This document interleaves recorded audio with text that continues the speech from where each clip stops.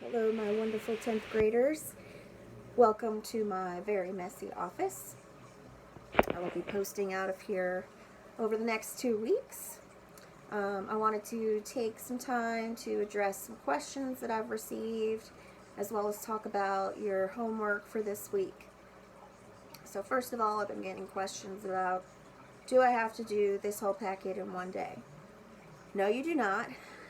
This week, you are to focus on reading Act 1 of Julius Caesar.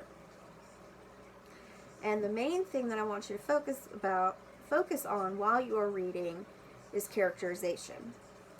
Julius Caesar has a ton of characters, and they're all extremely diverse. As we've talked about in class, this play really happened. This is based on a real historical event, and these characters really lived and breathed. However, there is a fictional component to this because we don't necessarily know what was going on in Mark Antony's mind or Brutus's mind at any given moment. So Shakespeare took liberty on these characters and gave them some fictional elements to hype up the drama.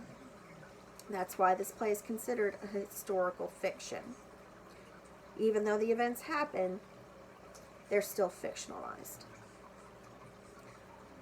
This play has a lot of super dramatic elements. We will see lions roaming the streets.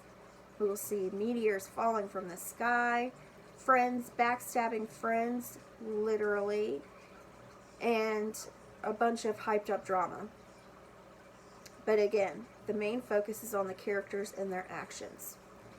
So, in your packets, which is on Edmodo, and some of you got this in class last week, the first page is a character analysis chart. By the end of Act 1, you should have identified at least 3 descriptors for each character. Now, their character traits and their personality may change over the course of the play. So that's why I want you to identify what you think is the most important character trait for them at the end of Act 1. What do we know about them? What makes them tick? To talk about that, I want to review what characterization is and some elements to help you identify those character traits. So there are 2 types of characterization. There's direct and indirect. Direct characterization is when the author directly tells us what the personality of a character is. They are explicitly telling you.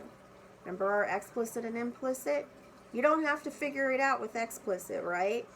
So, for example, the patient boy and quiet girl were both well-mannered and did not disobey their mother. In this example, the author is directly telling us that the boy is patient and the girl is quiet. With indirect characterization, it's implicit. We have to figure it out through inference. This is when the author is showing us the traits of a character. There are 5 different methods that you'll focus on. These fall into the acronym STEAL, STEAL. When you're looking for indirect characterization, you want to look at a character's speech, thoughts, effect on others, actions, and looks. So again, that's speech, thoughts, effect on others, actions, and looks. So remember the acronym STEAL. This will help you identify these character traits a little bit quickly. For speech, what do they say? Does what they say contradict what they do? If so, that probably means they're a little bit sneaky, right? Excuse me. I still have a cough from the flu, so I apologize. For their thoughts, what do they think about? Are their thoughts aligned with their goals? What do they care about the most? The effect on others. How do they act towards other people? And how do their actions affect other people? how do characters feel or behave in reaction to this character?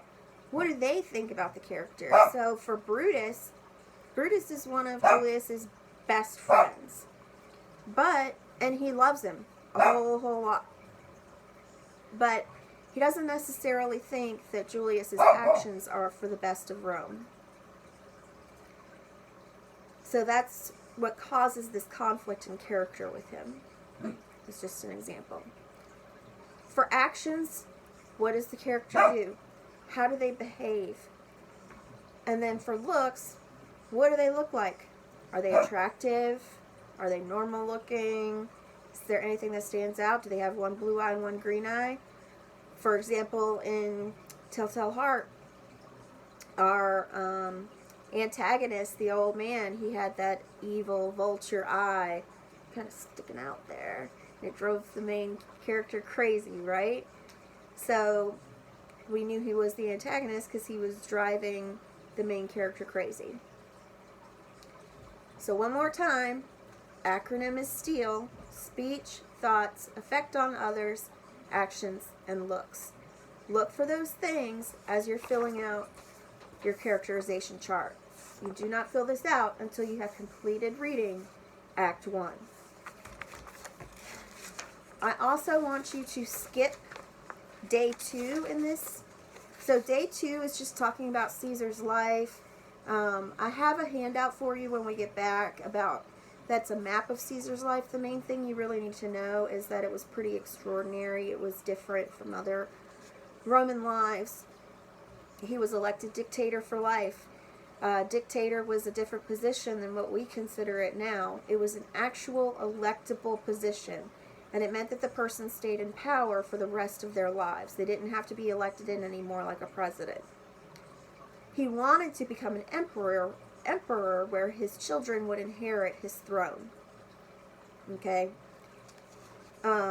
He was part of the nobility, but he wasn't like super noble or anything.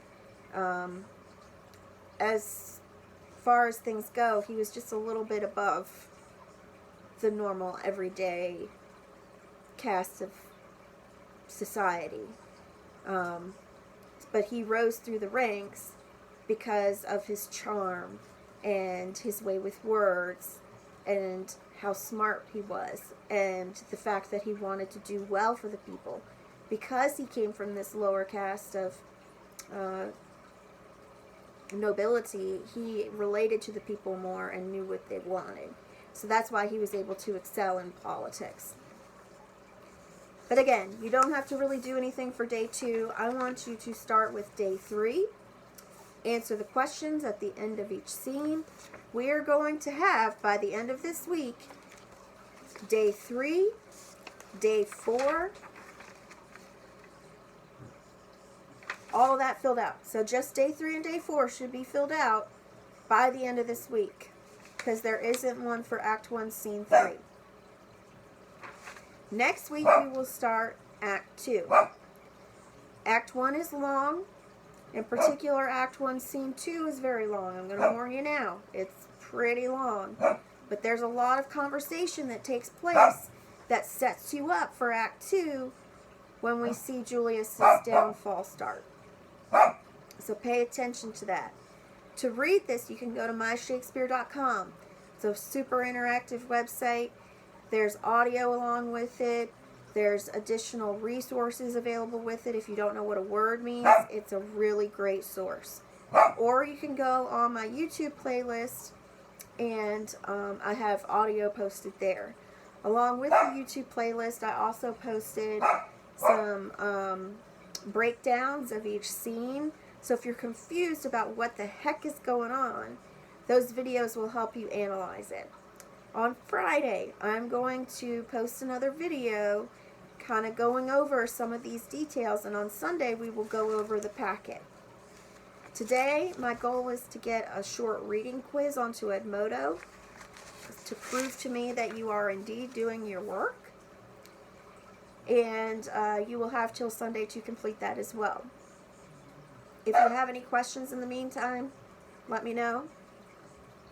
Before I sign off, I will show you my lovely dogs that keep barking and driving me crazy. So this is Maggie. Let's see if I can rotate this.